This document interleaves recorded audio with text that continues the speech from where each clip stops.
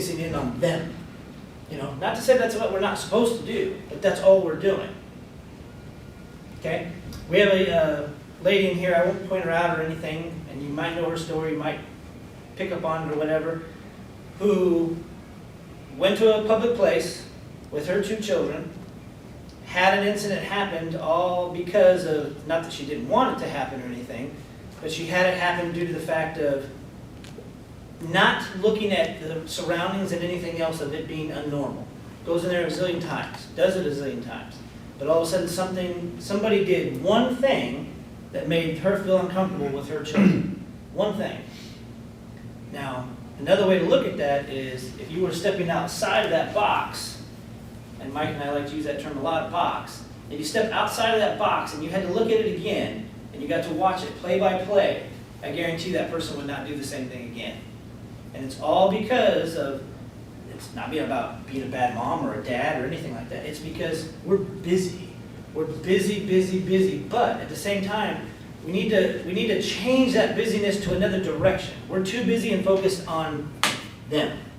We're too busy focused on this event or where we have to go or what we have to return or buy or get or hurry up before dad or mom or whoever is what's going on, the party or this, or get to this meeting at the wrong building that they put us in. You get what I'm saying? We focus too much on that instead of just pausing for a minute and going, okay, we're going to sit there. We had a good discussion in one of our classes the other day. How many of you heard the term, well, I always go to the restaurant or a public place and I put my back against the wall so I can see everybody. You ever hear that? You know what I say about that? It's bullshit. You know why? It makes no sense if you really think about it. Why would you come into a building like this? The 2 exits or doors are here, and I walk over here and get into this corner. That way I can see all of you and go, ha, good spot. I got the back towards me, nobody can get me from here, and I got all the doors here to see everything. Here's the problem. You have nothing next to you and behind you. You're staying out like a poster. So if anything happens to you, they know exactly where to go. And guess where you can't go? Look how far the doors are away from you. But that ingenious person who's watched too many cowboy movies, well, you gotta get the backup, here so I can watch everything going on. I had a boyfriend like that. It drove me crazy. It's ridiculous. It's ridiculous. What people don't realize is the best seat in any public place is actually where these 2 are sitting. Yes. Right by the doors.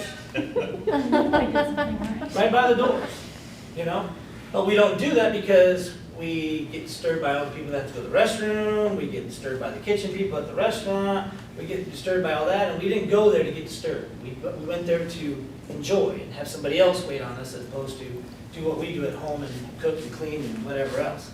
The problem with this is what we do in life. We get our backs to the wall. We think, oh, I'm watching, I'm looking out. We're not. We're back against the wall where we have nowhere else to go if something happens. Now we have to get way over there. And I try to teach my students that. Think about that. If we're all the way over here, we're watching everything that goes on, and you're my threat, but those are my only ways out, where do I have to go? I have to get through the threat, right? So wouldn't it make more sense to put the threat over here to where we can see them and we can go? You get what I'm saying? We can do a lot of that with our cars, the way we do things at home and everything. But we don't. We look at it the reverse. And we count on other people. Well, Davis has got a dog. We need to get a dog. The dog's a big, tough dog. He can chew people up. Whatever. You're probably going to end up being sued because your dog got off his leash and bit some kid before he actually attacked somebody. Are dogs a good deterrent? Sure they are. If you go have them trained to do things, And right now, a popular thing is with the dogs to have and walk around and be fluffy and whatever else in the sun. As you can tell, I'm not a big animal person. The reason I say that is because when people start looking at their dogs and everything as like kids, what else are you taking away from? Now you're focusing more on them. Well, I got the 2 kids or the 3 kids or the 4 kids, and I got this 4-legged kid. Now I got to make sure they got water, he's got water. Now we're going to go to the dog park. Now we're doing this. All of a sudden now, basically you have another kid. That's what you got. That you walk and do everything else. But yet we tell the real kids, hey, you can go to the bathroom. You don't need my help. You don't need this. But yet we walk this one. and we talk to it. Good boy, good boy. Now I'm going to pick it up for you. I don't get it. I don't get it. My point is that if you're an animal person, great. My point is that if you reverse it, look at it, what are we doing again? We're doing something else for somebody and not watching what we're doing. You know, we're occupying our lives into constant things that take away from that little step of just looking out.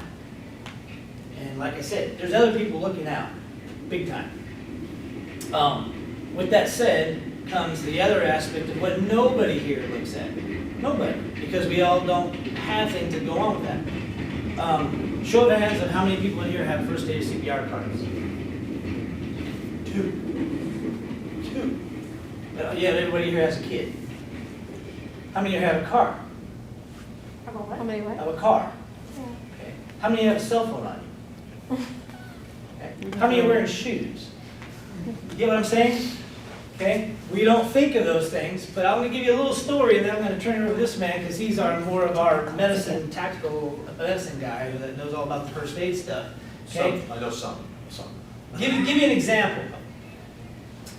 Neighbor John, neighbor Suzanne. Suzanne's husband's gone. Suzanne has a 5-year-old boy.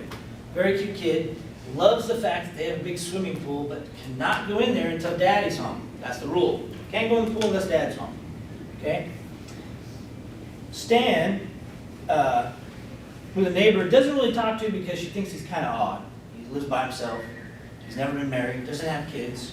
She tells her husband all the time, and he's just kind of an odd guy. Why is he odd? Because he's not married, doesn't have kids? Well, he's always working in the garage on his hot rods. And, you know, he has his guy friends over and this and that. I'm sure her husband's like, he's great. I want to be over there with him. You know, it's fantastic. My point is because it's different than her, she kind of looked at him as different. Long story short, a bad story. She went to answer the phone. She was actually, somebody that in the kitchen actually had a hard line. Went to answer the phone. It was Mom. Hi, Mom. Yes, we're out here. You're in the snow weather. We're out here in our t-shirts and shorts. Turned around. The little 5-year-old was gone. Hold on, Mom. Where'd he go? Looked right over to where he was, wasn't there. Looked out of the pool area, wasn't there. We've all answered the phone. We've all been caught off guard by Mom or Dad, you know, and that expression that we all face when we're not ready to talk to them is the same way. Yeah. Yeah, it wasn't doing anything. Nope, not at all. My parents live 3,000 miles away. So when I get to talk to them, it's kind of the same way. I'll let them talk about it. My point, though, is because it doesn't take that long to do. And all of a sudden, she's looking upstairs. She's looking at all the places that she's not really looking at. What did I say how she looked at the pool? She looked outside. Well, he's not there. He's 5 years old. If you can't go in the pool without Dad, you think you can swim? So you think you'd be out there just floating on the top of the water, kicking back with some, you know, music playing and everything else? No. He's down at the bottom. So, time she found him and the screams and everything, the neighbor that she's not so fond of thought it was odd that she screamed at the top of her lungs, looked over the fence to see what was wrong, but when he looked over the fence, the area that he was at, he could see in the pool. And he saw the big blurry image down at the bottom. Jumped over the fence, dove in the water while she's still upstairs looking all over, even though her 5-year-old doesn't go upstairs because they have a doggy door. Brings the kid out and immediately starts first aid CPR. Immediately. She calls 911, and because of the address and her being frantic and everything else, she gives them the wrong address by one number. She gives them the end number of her phone number and the mix of her address number. So they go to the wrong area. Okay, so the time that they got there from the time that they called and the time that he started pumping on that kid was 47 minutes. And he'd already been at the bottom of the pool a good 5 minutes. Okay? The time the AMR got there, he had already puked up all the water that was on his lungs and he started to come out of it. Did he still have something wrong with him? Oh yeah, it's a long time to be underwater. But because of him pumping away, knowing what to do that fast, he survived. Did he have to go through a little transition at the hospital for a little bit because of swelling of the brain because of how much is down there? Sure he did. I've seen that kid. I know that kid personally. He's fine. But that mom is reminded all the time by Dad, my myself, and the neighbor. If she would have waited and just sat there and tried to be the scared mom and hold him and put a blanket on him or whatever else she was going to do and wait for the emergency response team to show up, he'd have died. All from the simple fact, and this is all it is taking these two hands and just pumping on him. That's it. Because we don't do anything with the mouth anymore. We don't. We make sure it's clear of anything or anything else. And all we do is pump. That's all she had to do, is learn how to pump on his chest until they showed up. 47 minutes. It took less than 5 for him to get all that water in his body. So something to think about when Mikey here starts talking to you about the first aid stuff. Because I think it's funny, and trust me, you're not the first, you definitely won't be the last, that when I start asking the stupid questions of, do we all have a car? Yes. Do we all have a phone? Yes. We all wearing shoes? Yes. We all prepare for everything else, but we tend to want to give the responsibility of taking care of our loved ones to somebody else when we can do it. Michael? You know that, who raised their hand and said they had a car? Why do you have one? I have a card specifically because electrician was diabetic and didn't tell anyone he had a seizure while tying in. And nobody knew what to do. Okay, so you went out on your own and did it? Okay, very good. Who else? Who else had it? Why do you have one? I guess the most recent reason why I renewed it is because I live in an area that I get nervous of fires and emergencies that can't be. It takes a while for people to get out there, huh? Yeah. Was it you? Well, I got certified when my children were born, but not recertified since then. Okay. And you did that because? Because I had children. Okay, I'm just asking. Okay, so you don't have one. You haven't taken CPR first day.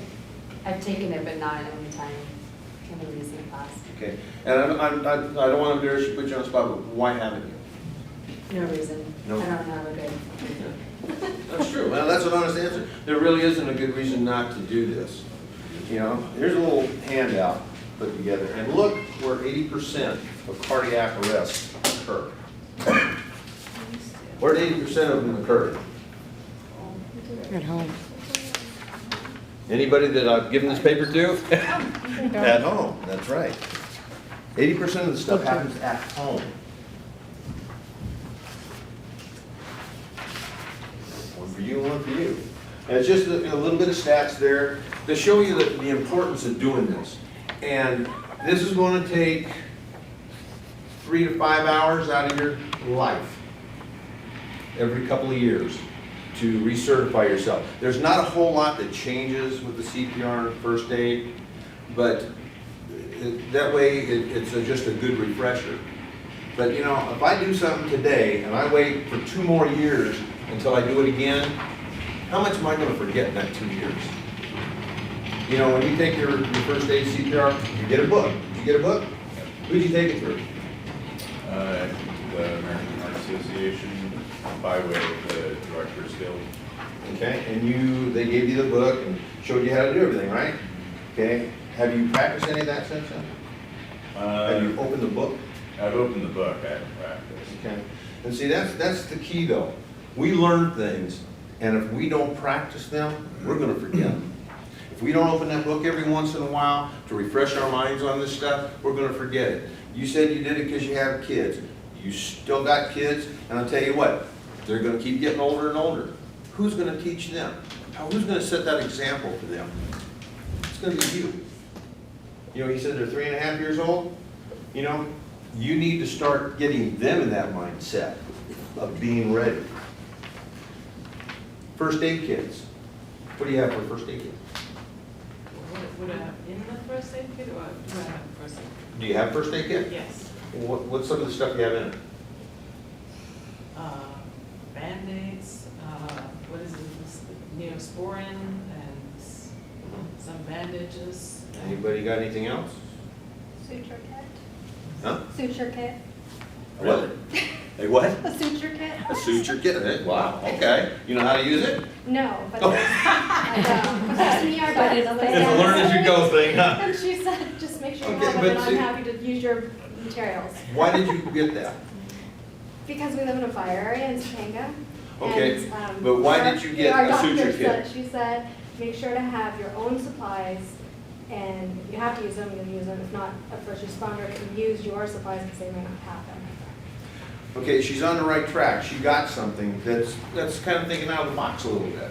How many people have large trauma pads? How many people have tourniquets? So you don't have that kind of thing. How many people know what a tourniquet is? Okay, it's what? Is it to wrap your arm in case something happens? Cut off the. Okay, so you're on the right track. But see, these are the Splinters. things that we got an idea, but we don't have any real knowledge of. And it's important for us to gain that knowledge. Because through gaining this knowledge, their confidence in taking care of the situation is going to build. You know, not only do I have the materials I need to take care of this, but I have the knowledge on how to use it. That's the trick. Is what to get and how to use it. Rob brought up a thing about, you know, people with the police and emergencies. You don't have an emergency, but you need to get a hold of the police department. Where are you going to find that number? The non-emergency number. What? The non-emergency number. Okay, where is that? Look up on the phone. Look it up in the phone book? Yeah, Okay. on the phone, yeah. Where are you going to find it? On a little card next to my phone if I'm at home, but if I was right here, I wouldn't know. Okay, wait a minute, you said what? I have a little card that I made next to my phone. Right there. It's posted next to your telephone. And if you're not at home, it's in your cell phone. That's where you keep these things. You know, you have, you know, the emergency number is 911. They don't want you calling that number, right? Pardon me? They don't want you calling that number. Well, if it's an emergency, yeah. But, okay, I just see a suspicious dude in the neighborhood. I'm not gonna call 911. Man, can't order pizza soon? Yeah, but there's animal control. You know, there's a dog roaming around the neighborhood. Who do you call? Where's that number? It's posted next to my telephone. It's in my cell phone. So I have that information available to me all the time. And as far as phones go, how many people, do you still have the hardwired phone? Yeah. No? Yeah. You got a problem. You? Yeah. Huh? The reason you want to keep an analog phone around is because when the power goes down, that phone's still going to work because it's powered through that line. Okay, your cell phones can go down, you know, because power's out, cells are down. So it's a good idea to have a hardline phone. It might cost you a few more bucks, but when your life is at risk, isn't it kind of worth that few bucks? You know, to me it is. Your children. So you want to be prepared. You want to start thinking out of the box. You know, when you what do you have your first aid supplies contained in? It's a box, I mean, it's a, with a zipper. Okay, it's just kind of like a bag? Yes, yeah, Okay. exactly. And you have one in the In house? the car is one. And you have one in the house car? is one. Okay, you have blankets in the car? Blankets in the car, no, You have water in the car? yes. Okay. If, you know, those shoes, I guess, let me see. Yeah. Do you think you'd like to walk 7 or 8 miles in those shoes? 7 or 8 miles. Yeah. No, I could do that, but it would not be comfortable. Yeah. You'd walk all day around those. Have extra shoes in your car. You know, then it's all thinking, okay, what's gonna happen to me if I'm on the road? Do I have a little go bag in there that has a little bit of food, a little bit of water, have some extra shoes? I mean, you're coming home from work, you might be in a dress. You know, you might wanna have some pants with you, you might wanna have something that's more suitable to the task you might have to take on. Hence the first aid kit. Mike and I get a kick out of first aid kits. If you go to a store and look for a first aid kit to buy, it's always in a hard box. And if you think about that, okay, it's a hard box. Are your purses hard? No, they're designed soft, so they what? They form with your body when you're carrying them. They're soft, they hold a lot of stuff. So think about that hard box. That hard box doesn't move, it doesn't do anything. And some of them even are ingenious and say, ooh, let's put it on the wall. That's a great idea. So when the accident happens upstairs, you can tell them, hold on, I'm gonna run downstairs. I don't know what to grab yet, but I'm gonna grab something so I can run back up and show you that it's the wrong thing that I grabbed. We can't take it up off the wall. You get what I'm saying? In other words, they're great ideas, and they fooled us in a sense of saying, oh, you gotta have this one. And like somebody told her, you gotta have a suture. Forget how to use the suture, but you gotta have it. You know, you know, and it's nothing bad towards you at all. Trust me, we have guys that are Mr. Cop in 20 years, and I'm the baddest, and I will do everything else in the world. And trust me, they see a little bit of blood, and all of a sudden, hey, you all right? What happened? Oh, I fainted. Yeah. You know, we forget about these first responders and everything else are what are they? They're human. They have human, you know, instincts and feelings and everything else. Just because their job, we tend to have put them on this pedestal because, oh, well, he's a cop, or he's a fireman, or he's, you know, he's a doctor, he's this. One of my good friends is a surgeon, and he couldn't get a splinter out of his kid's finger. And I'm like, well, you're kidding me. He goes, could you come over? I was like, you want me to come over? You make $400 and something thousand a year, and you want me to get a splinter out of your kid's finger, and you're the surgeon. I can't get it out. And I'm like, think about that. But he didn't have a nurse to handle the needle. Well, he didn't even have a pair of tweezers to pull it out, you know?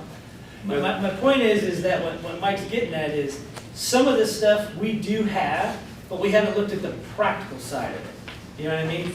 We all have shoes like he's talking about that we probably throw away or give to Goodwill or charity or whatever the case may be. But we never think about keeping that one pair that whatever they look like, it doesn't matter. They're sure going to be the best feeling things if we're broken down somewhere and we're wearing flip-flops, you know? Or those boots. Yes.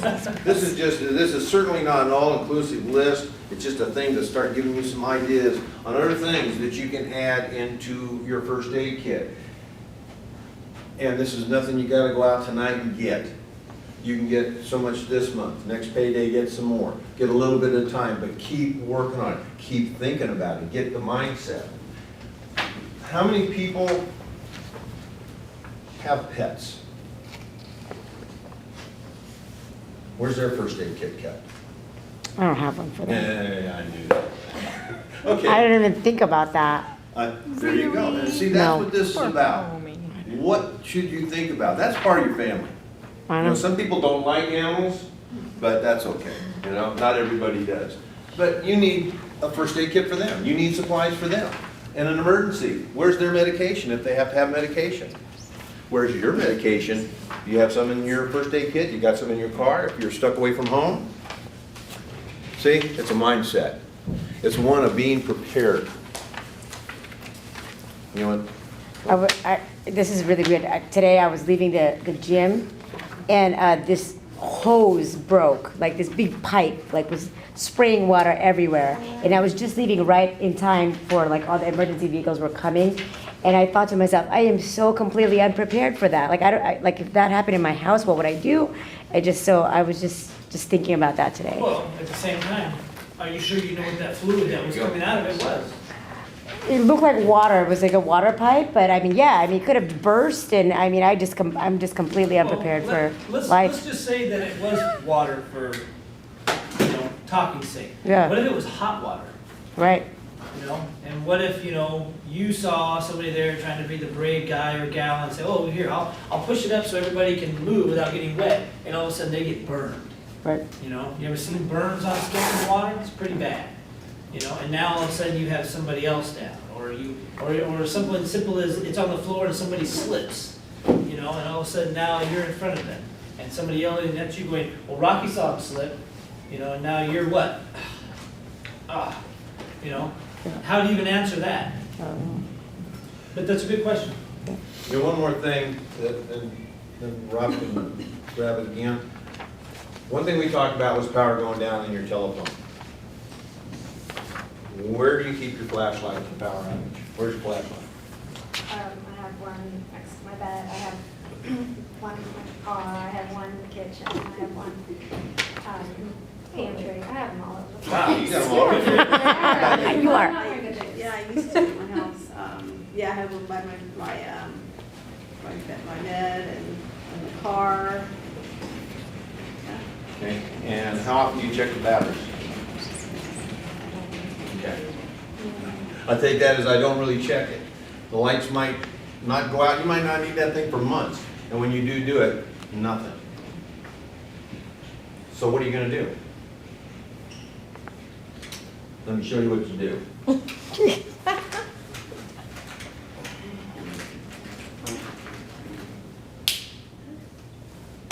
That's what you do. And if we can get this dark in here, it would light up this room. Something that simple. Wow. Okay? Now, you notice Oh, that's like, I have a cord on this, hanging on each one of my kids' beds, behind every door in the house, in the kitchen. I got them all over the place. So if the lights go out, you're not gonna have to stone around. Where do we put those things? Where's that box? He has a mini rave. Where do you get those? Yeah. I tell you, I get mine online. At the It- rave it's store. about The rave 20 store. bucks for At the 25 rave, minutes. obviously, the Something as rave. simple as those you can get at the 99-cent store. Well, okay, here's simple. Oh, those- You wanna keep track of your kids a little bit when it's dark? yeah. $1, and you get 6 of them. And they're just little necklace or bracelet things, Well, okay? And they enjoy that. So when the lights go out, they're a little scared, don't have to worry about it. Here's another thing. You people that have dogs, you ever walk them at night? Stick one of those around their neck. If the leash breaks, you can see them running around. Because you're definitely not gonna see him if he runs around into the car. Another thing with this, you saw me throw it on the ground, you can do that, okay? But you're covering up part of your light. 360 degrees. I got that at a hardware store, it's a spring head, and it fits in there perfect. Okay, and you can set those up all over the house. You don't have to worry about matches, you don't have to worry about flames, you know, it might start a fire if there's a gas leak. You don't have to worry about batteries, but you should have a flashlight. No doubt about it, because you're gonna be able to really reach out with light on that. But this is good for just keeping rooms lit up. Do If those you're- things have a shelf life? It's about 2 years. Okay? And I mean, I got hundreds of these things. You know, about every couple of months, I'll go ahead and buy a couple of boxes. You know, so there's about $45. Okay? But I know my family is gonna have lights if they need it. I'm gonna have a light if I need it. You know, if you're in the bathroom doing whatever, you know, your door's closed anyway, you just kinda reach up and snap, and there you go. And the green ones are really the ones you should get for light purposes. You know, they make them in all kinds of different colors, but the green really kind of throws out the light. These are good for anywhere from 6 to 8 hours. So you got plenty of time. And like I say, you get a couple hundred of them. You know, especially if you're out in the boonies somewhere. Not that far, but. Well, I'm right in a very, you know, I'm close to a lot of stuff, you know, but I still keep them around. Because if the neighborhood goes black, I want to have light. I want my kids to feel safe. I got them right now from 9 on up, okay? But, and another thing with the CPR and first aid, let me tell you this, and they've done studies on this. Kids as young as 9 can learn that skill. They might not have the upper body strength to do it, but they remember it, and they can perform the skills that need to be done. Personally, you know, she's 10 now, my youngest, and, you know, she's very petite. But I would rather, if something happens to me at home, I'd rather her have the knowledge that she did everything she could to save Dad. Rather than just be able to stand there and just, what? You know? Yeah, she can call 911, but then she can get to work on Dad. You know, because it's gonna take a while for somebody to get to me. If something happens in your home to somebody, you're right there. You take over until the professionals get there. And that's as simple as it is. And with small kids, it's not generally that big of a deal. I don't mean to put it that way, hear me out. That they're not, to a cardiac arrest, they don't really suffer that. It's more or less the adults. So you don't have to worry about it so much with your kids, but what if your mom's over, your dad's over, your aunt, your grandmother, you know? And not only would you want your kids to know what they could do, but wouldn't you feel a little better too, knowing you did everything you could to help that person, because that's what it's about. You know, we all have people we care for. Strangers, you know, especially if you go mouth to mouth with them, that can get a little risky. But they make face shields and stuff, and those things you can carry around in your purse. You can carry them in your back pocket. You know, a lot of times I just have a little pouch. I carry one around with me. You know, a lot of that stuff's real simple stuff. Gloves. It's all cheap too. You know, how many, you guys got latex gloves or non-latex gloves at home? Everybody? Everybody? Everybody? Okay, but see, that's another thing. You start working with bloodborne pathogens, you want to be protected.